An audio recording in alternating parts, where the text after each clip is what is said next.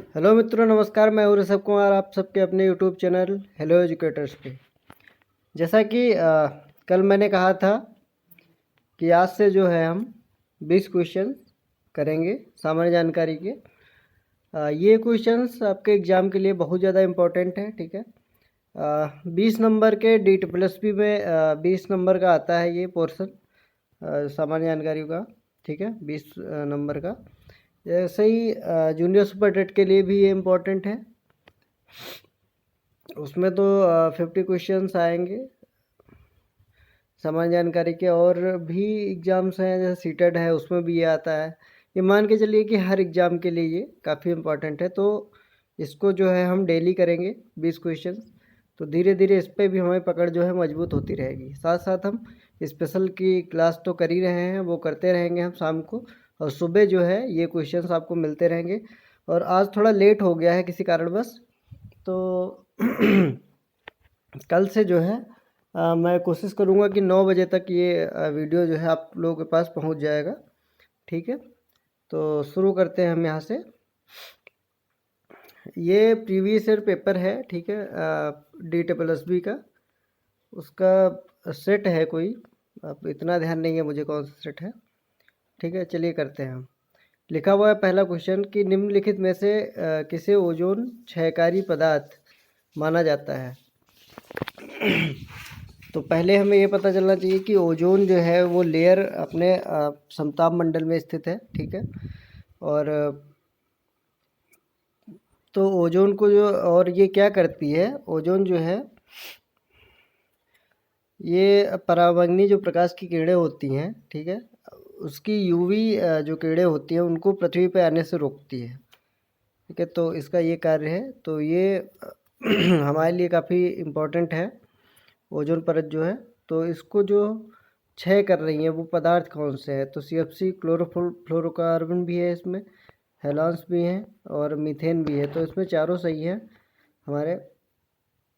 तो ये जो क्लोरोफ्लोरोकार्बन है ये सामान्यतः ये AC में हो गया, एयर कंडीशन में और फ्रिज में, इसमें जो है इसका यूज होता है।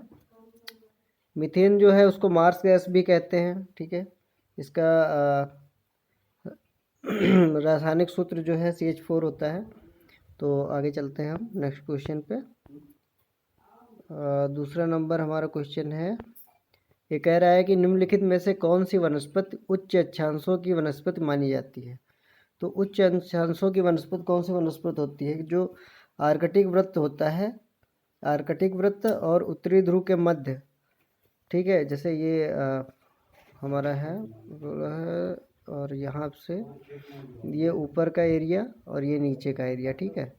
ये इसके बीच का, इसके बीच का, तो ये जो है ये एरिया जो है यही जो है उच्च अक्षांशों की वनस्पति यहाँ पे मिलती है, ठीक है। तो पर्वतीय वन जो है इसमें सही है।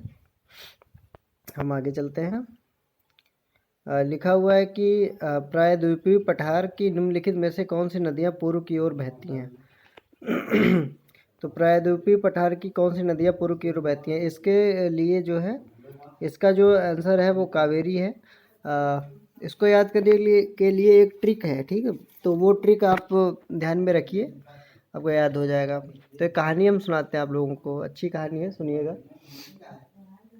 कहानी ये है कि एक बार जो काका थे, जो गांव में मिलते हैं अधिकतर, काका थे तो बेचारे दारू पी के जा रहे थे। तो अचानक क्या हो गया, उनका पैर फिसल गया और काकी की गोद में गिर गए।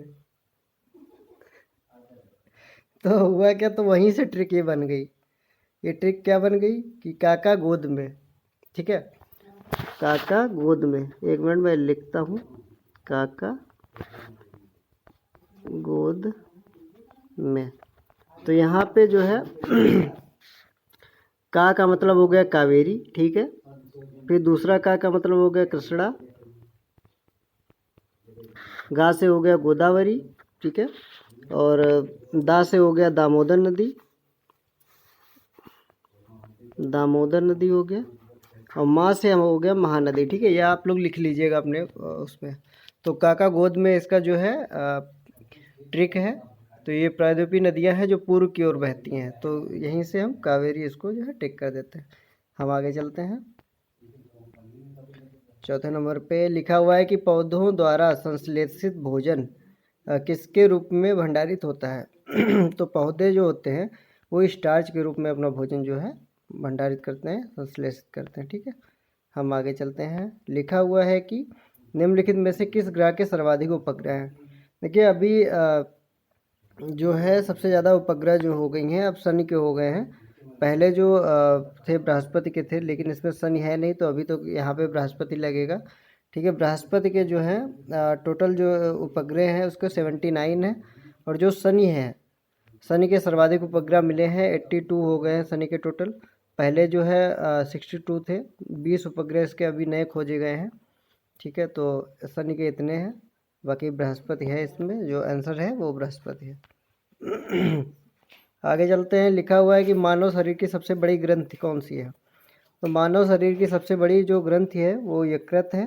ठीक है, और अगर पूछा जाता मानव शरीर की सबसे बड़ी मिश्रित ग्रंथि, ठीक है, तो वहाँ पे जो है अग्नाशय रहता। और अगर पूछा जाए कि मानव के शरीर में सबसे बड़ा अंग कौन सा है, तो हमारा जो स्किन है, ठीक है, त्वचा है, वो सबसे बड़ा अंग है मानव शरीर का।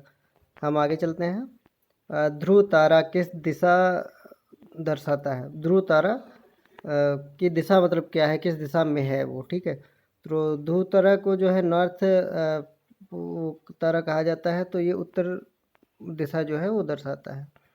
हम आगे चलते हैं 8वें नंबर पे।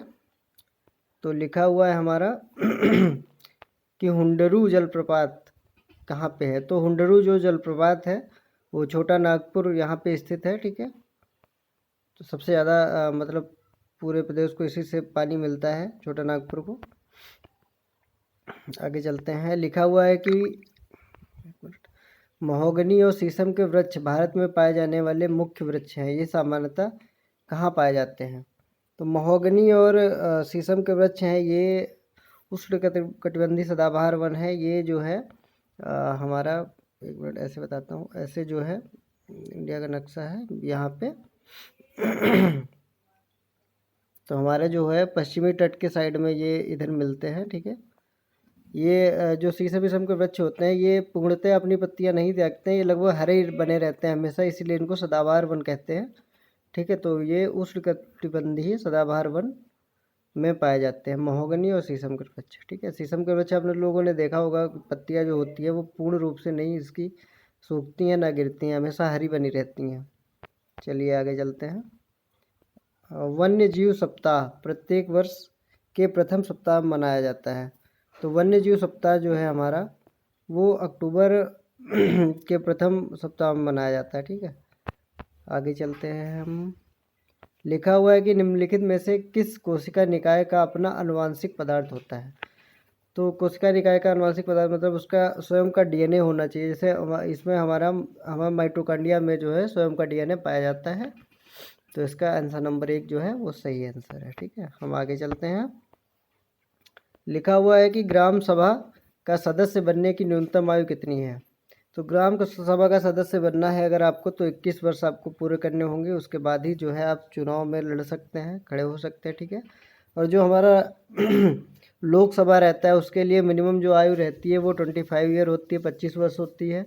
और राज्यसभा के लिए आपको अगर मेंबर बनना है, लड़ना है, जो करना है, तो उसके लिए जो न्यूनतम आयु है वो 30 वर्ष है। ठीक है, तो ये भी आपको एडिशनल जानकारी है, ये ध्यान में रखनी है।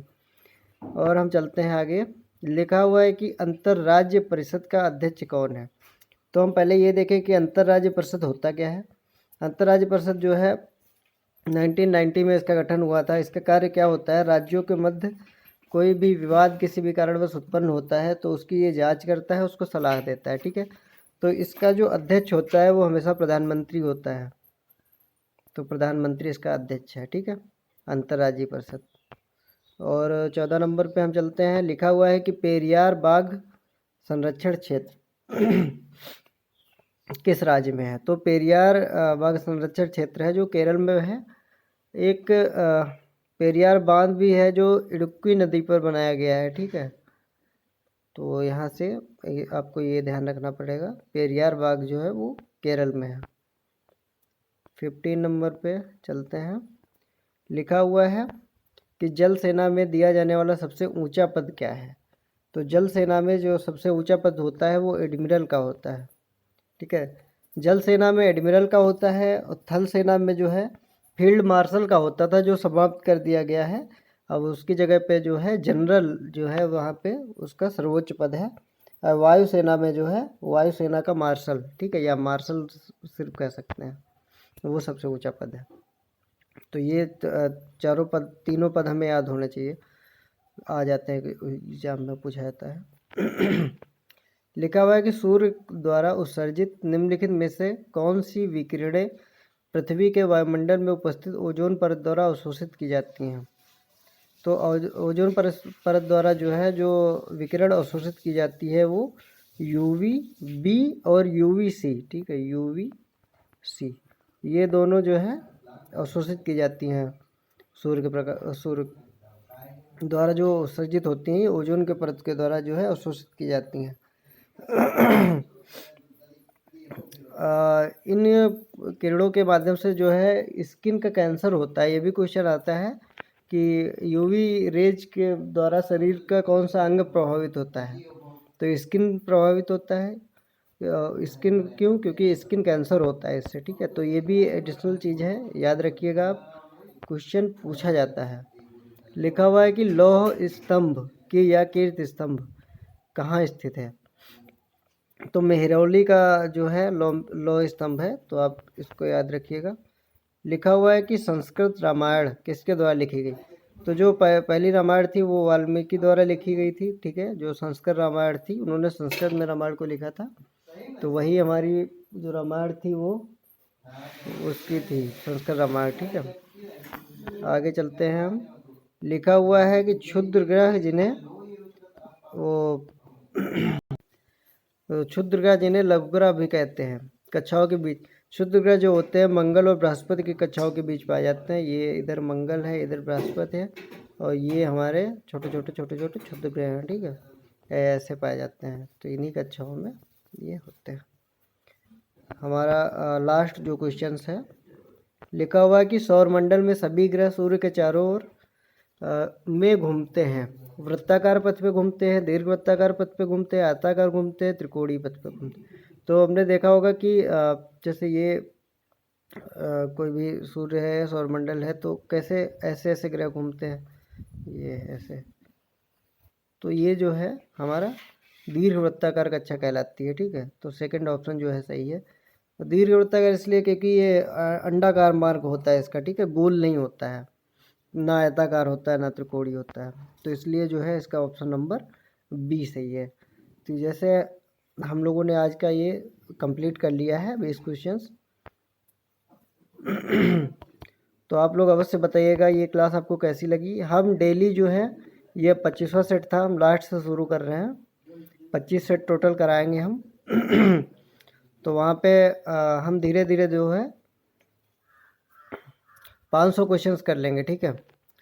ऐसे 20-20 क्वेश्चन डेली करेंगे। तो ये धीरे धीरे क्वेश्चंस करेंगे, तो जिससे हमारा जो कॉन्फिडेंस है वो बढ़ेगा, ठीक है।